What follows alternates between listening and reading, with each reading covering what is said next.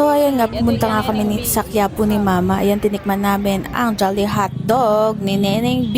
Ayan na nga po siya. Harap-harapan nakita namin siya. So pumila pala yung mama ko, 100 buy one take one. Ayun, nakikita niyo yung mama ko. So nakipagsiksikan siya para makabili lang ng Jolly Hot Dog. Hindi siya Jolly Hot Dog sausage siya na may cheese. Ayan. Yan si mama, yan kumakaway siya. Pero take note, may iba pa kaming nakita bukod sa kanya. Ayan, ganyan ginagawa. Pinipirito yung kanyang parang Hungarian sausage. O, ang dami, di ba? Nakapila.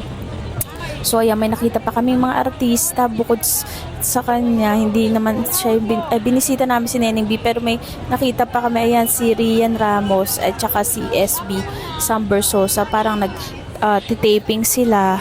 So, ayun, parang yung Manila, somewhere in Manila, ganyan, parang bagong serye ni Rian. Ayan, parang nag-interview siya sa, ayan, sikat kasi si Neneng B sa ngayon. So, ayan, tinikman nila ang Hungarian sausage.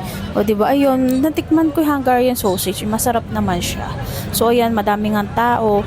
Ayan, nung time na yan, hapon yan, alas 5 na, 4 to 30, ganyan. So, ayan, nakabili na kami. Tuwan-tuwa si mama kasi nakuhanan pa siya ng video. So, ayan, nagbibideo si mama sa gitna ng Quiapo. Ayan, titikman niya nga yung Hungarian sausage. Meron po siyang cheese at malaki naman siya. And marami talaga siyang cheese.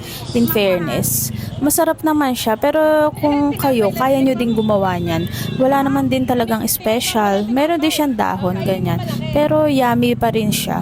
So, ayun, na-share ko lang sa inyo. And syempre, nagsimba kami sa Quiapo. Yun talaga yung pinunta namin, ang pagsisimba sa Quiapo.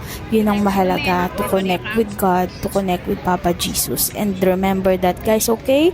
And tikman nyo na din, bisitahin nyo si Neneng B. And bago yun, magsimba muna kayo. Like and subscribe. Bye! Thank you!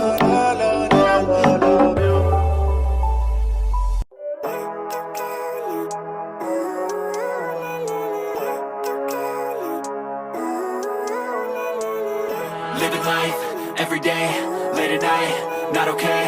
All I want, and I pray